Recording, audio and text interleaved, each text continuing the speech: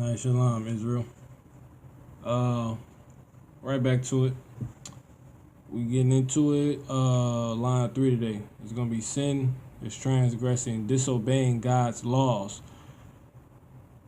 which are instructions. So really quick, we're just gonna get to it. All right, let's see. I'm actually pull the scripts up today. Let's see.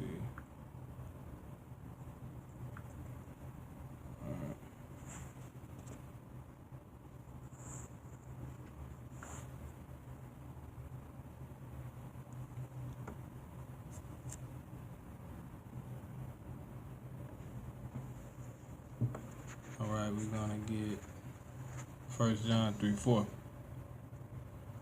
Salaki.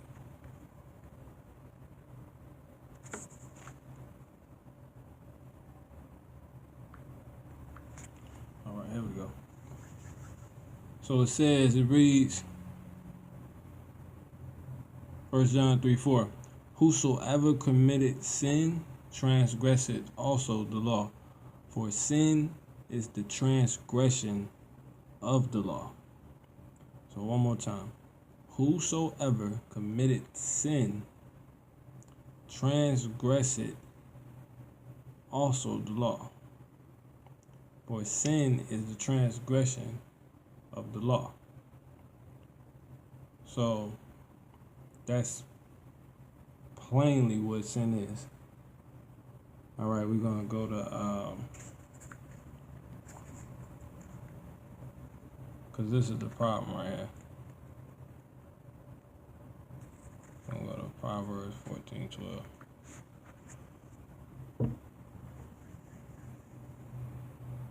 It says, there is a way which seemeth right unto a man, but the end thereof are the ways of death. So sin is nothing more than the transgression of the law. And it goes into other things too, which we're going to go ahead and get.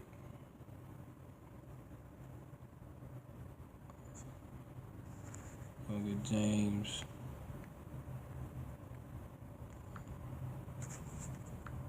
4:17. And it reads,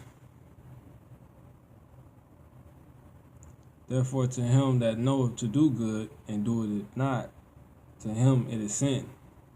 So when actually these scriptures that I'm putting on here to just give a better understanding, obviously they're not on the paper, but it's just to break it down just a little bit, more clear, to where there's no questions. But questions are good. But as it reads, it says, therefore to him that knoweth to do good and do it if not, to him it is sin. So that actually goes into so when just to break it down real quick, get an understanding. When you know better and you don't do it, that you're sinning, period. And it's gonna be marked against you. Now I know the discrepancy too with it is you got a lot of people out here, especially brothers and sisters, teaching that the law is done away with. But we're gonna cut that up real quick. So to get this is therefore to him that knoweth to do good, and it says therefore to him that knoweth to do good and do it if not, to him it is sin. That goes into Leviticus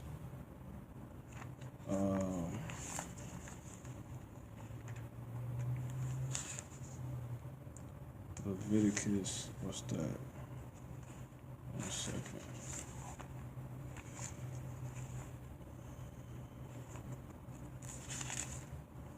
Leviticus 5. That's this right here. Leviticus 5. Yeah, that's exactly what that is.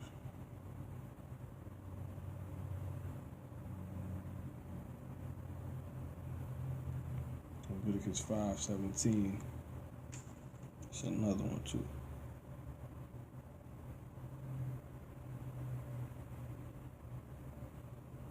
we're gonna get the understanding completely. So I'm gonna start at 15. So this is Leviticus chapter 5, verse 15. It says, if a soul, this is the law, if a soul commit a trespass and sin through ignorance, meaning you don't know, right? See how perfectly go together. In the holy things of the Lord, then he shall bring forth his trespass. Obviously, we don't do this anymore. That's the only thing the Messiah done away with. The Hamashiach, YAHAWAH. The world ignorantly calls us Jesus. But it says, he shall bring forth his trespass unto the Lord, a ram without blemish out of the flocks, with thy estimation by shekels of silver, after the shekel of the sanctuary for a trespass offering. All right, so we're going to jump down to 17. So it says, and if a soul sin and commit any of these things which are forbidden to be done by the commandments of the Lord, being Yahawah, the Most High God, the only God, the creator of heaven and earth. It says, though he wist it not, so though he know it not, yet he is guilty and shall bear his iniquity. So you go back to James 4:17, it says, therefore to know, matter of fact, it says, therefore to know, therefore to him, Salakia, therefore to him that knoweth to do good and doeth not, to him it is sin. So, just like it say in, well, I ain't gonna go too deep. Like, this is babes drink milk, so we just keep it simple. But I'm gonna show you that scripture, Leviticus 5:17, and this is gonna be a short video.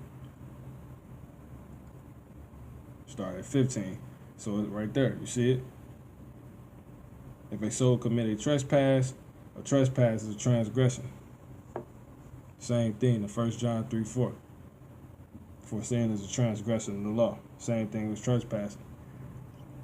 Okay, so it says, if a soul commit a trespass and sin through ignorance, meaning you don't know, in the holy things of the Lord, being Yahawah, the Most High God, then he shall bring for his trespass unto the Lord a ram without blemish out of the flocks, with thy estimation by shekels of silver, after the shekel of the sanctuary for a trespass offering, which we don't deal with no more, because that's why Yahawah came and died, and he became the ultimate sacrifice, to where we don't have to do that anymore. All right, so we jump down to 17. It says, and if a soul sin and commit any of these things which are forbidden to be done by the commandments of the Lord, though he wist it not, yet he is guilty and shall bear his iniquity. So ain't no getting away from this thing. All right, so it's just that simple.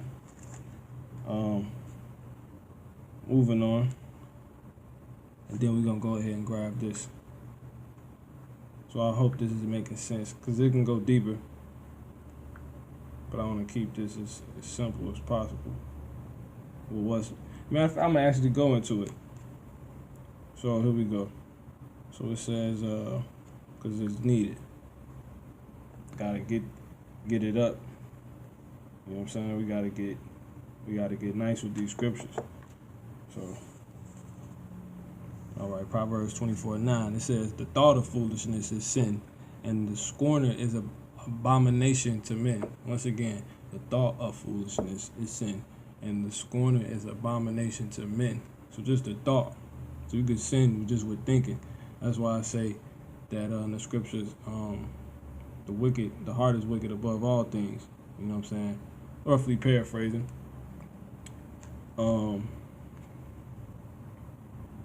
So let's go ahead and prove this real quick. Let's get something out the way.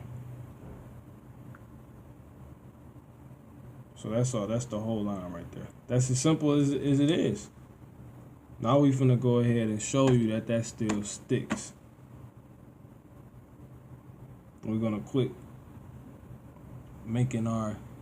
helping further, as it says in Revelation. Basically, Yahawah was sacrificed a second time. Who you call Jesus, Yahawah, he was sacrificed a second time. He was crucified a second time, because They're putting doctrines on him that he did not push. He spoke the words of the Father, and then they basically just destroy his whole image, because what you stand for is your image too. So that's what it means when it talks about that in Revelation. Now, 5:17. We're gonna go ahead and end this. It says, this is, you see, this is all red letters. So this is the Messiah talking, Hamashiach, or Hamashiach, YAHAWAH. It says, think not that I am come to destroy the law or the prophets.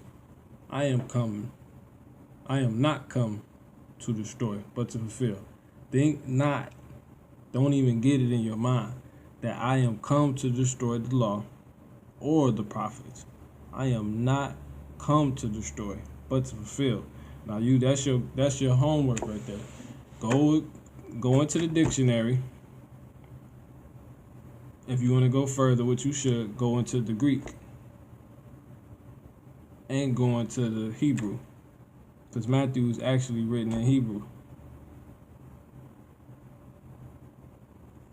All right. Now, and look up the word fulfill. That's all you got to do, because people don't understand what fulfill actually means. But I'm not gonna get into all that. Now it says, he's telling you he can't. If he's not destroying it, he's not getting away with it. So if he's not destroying it, where is it going? Oh, it's just gonna sit in the corner. So that means it's still around, even if you want to be petty and say that. You want to be ignorant and say that. Next line, it says, 18. For verily I say unto you, till heaven and earth pass, one jot or one tittle, that's a very small piece, shall in no wise pass from the law, till all be fulfilled. So all these prophecies have to come pass. How? Because if he's to destroy himself, that's why he told, that's why he said in the scriptures, YAHAWAH, he said, basically he was telling them, because they didn't know that he was the Messiah, obviously, you know, and he was telling them that the prophets wrote of him. They wrote of him before time. Moses speak of him, which is in Deuteronomy 18.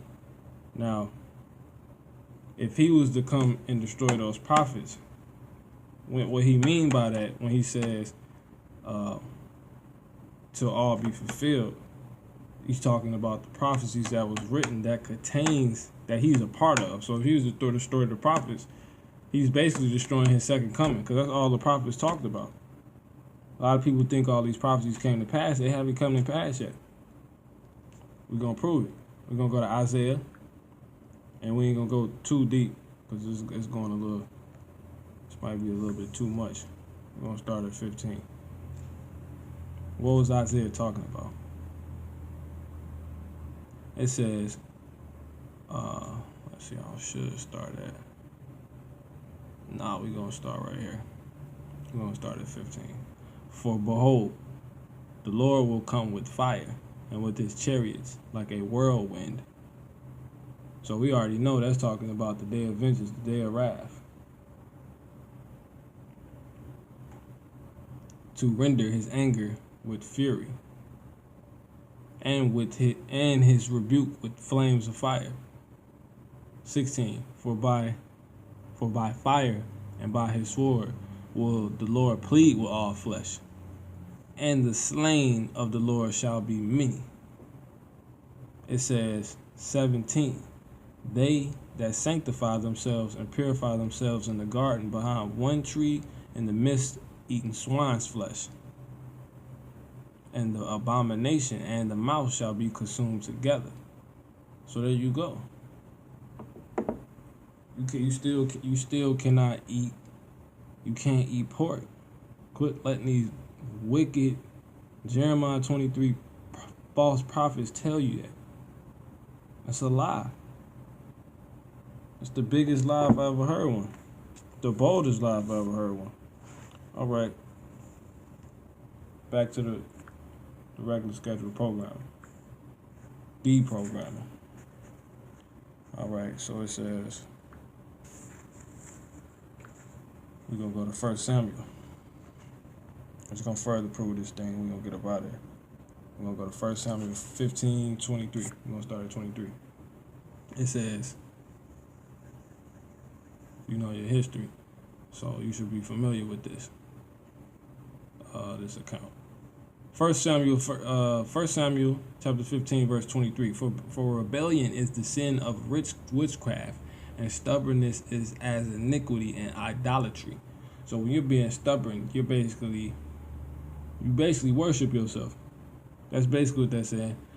Because thou hast rejected the word of the Lord, being Yahawah, he hath also rejected thee from being king. So this is basically the account when Saul, being the first king of all Israel, he lost the kingdom. Because he lost the kingdom for what I just told you. He wanted to do his own thing. But in specifics, we're going to get it. 24, it says, and Saul said unto Samuel, I have sinned. Samuel being a prophet, a revered prophet of Israel. They used to be scared of Samuel. But it says, and Saul said unto Samuel, I have sinned, for I have transgressed the commandment of the Lord and thy words, because I feared the people and obeyed their voice. And that's completely off. He went off so hard. We're gonna get that in Isaiah. So that was a sin. He said he sinned by doing that. He sinned by fearing man. People don't even know this. Look, watch this. All right, 51, 11, I believe. Yeah, 51. No, 51:12. So, all right. So it says, Isaiah chapter 51, verse 12. I, even I, am he that comfort you. So this is Yahawah talking. Who art thou, that thou shouldest be afraid of man that shall die, and of the Son of Man which shall be made as grass? So that basically ticks the father off, because he basically saying we're not rolling like that. How do we know that? Let's go to the New Testament, the New Testament, same book, 1 Timothy chapter 1 verse 7. Right here. Got a few more scriptures and then we'll be done. It says, nope, that's not it. So like, yeah. Let's see. Hold on. Okay. 2 Timothy 7. The 2 Timothy. It's like, for God hath not given us the spirit of fear, but of power, and of love, and of a sound mind. For God hath not given us the spirit of fear. So that's why that ticks him off. Because he told you. He didn't even give you the spirit of fear. So what is Saul doing fearing man? And not fearing the Most High, by obeying his words, his commandment. So for God have not given us the spirit of fear, but of power and of love and of a sound mind. So you're supposed to be solid in this thing. We're not worried about no damn heathen. Because that's exactly what it was. He was dealing with heathen, worrying about what they think, what they're talking about, what they're going to do, what man can do to you. So I say in the scriptures, fear not them that can kill the body, but him that can, kill the body, I believe, in the soul, the spirit. Roughly paraphrasing. Now we're going to get these last scriptures and we're going to get bored of it. So this is 1 Chronicles, just to further prove YAHAWAH. So we just went, he said in Matthew 5:17 that think not that I come to destroy the law or the prophets. Because if he do that, he destroys himself. Because that's what Isaiah was talking about in Isaiah 66:15 down. Did he come with a chariot of fire when he first walked the earth? No. Did he destroy anybody for eating the mouse and the abomination? No. That's talking about Isaiah was talking about the second coming. He was way ahead. So if he coming to punish people for eating the swine flesh and the mouse and the abomination, how could the law have been done away with? And then he just told you. See how they twist that up? Now let's go ahead. Let's go to 1 Chronicles 16 and 15.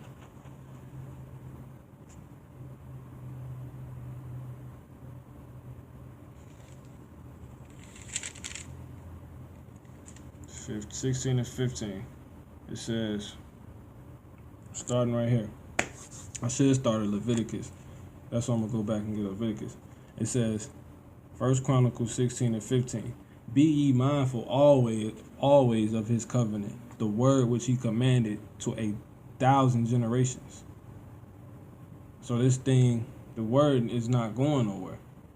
We in Chronicles. This is before the New Testament. He commanded this to 1,000 generations. 1,000 generations had passed by the time YAHAWAH walked earth. So they still had work to do. That's why he came and said that. He said, let's get this settled first. Let's get this established first.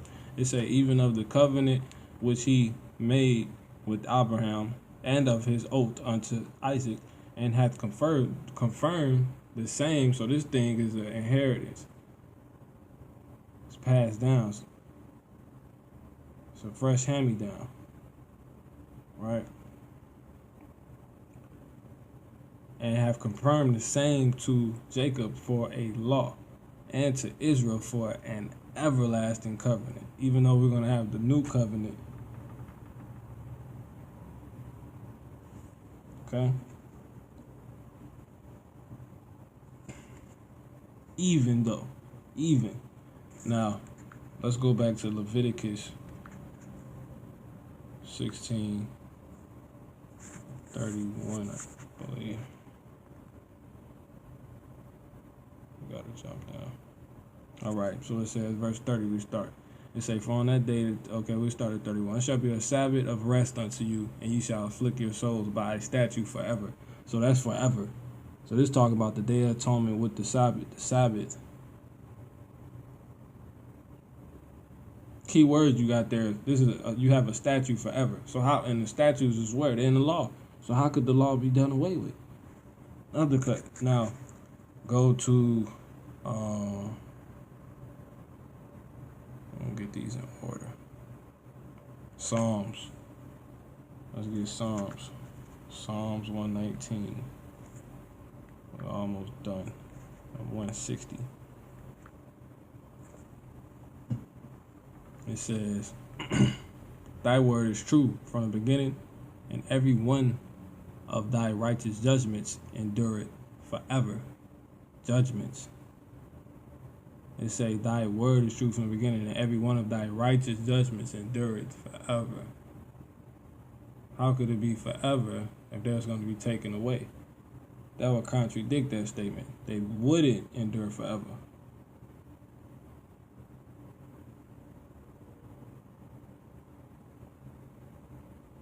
David telling you, I hate and abhor lying, but thy law do I love. So you got these lying, crooked, despisers, scorners of the word, hearers of the word, but not doers. Don't want to be doers. You know, and not loving the law, and, you know, just being liars, just being abomination. All right? Now,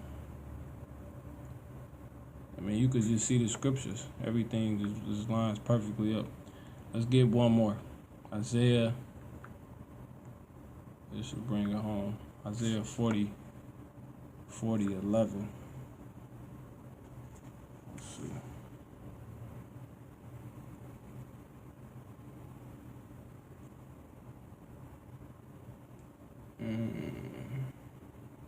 Right now, 48. It's like it say, the grass withered, the flower faded, but the word of our God shall stand forever. It's a wrap. That's just what it is. Forever. We need to see those forever statements. So I think we should be clean. I think there should be understanding. And I think it should be it. And it go much deeper than that.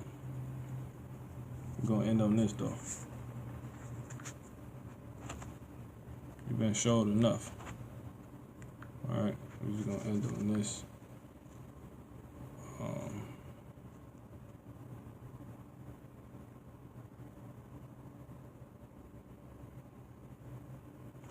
14:12. Let me link it. There is a way which seemeth right unto a man, but the end thereof are the ways of death. 15. The simple believeth every word, but the prudent man looketh well to his going. So you're going to do your diligence and find out whether or not Pastor Porchop is lying to you or not. You're going to do your diligence. I mean, you on the video, and we pulling the scriptures this time to actually put them in front of you. Okay?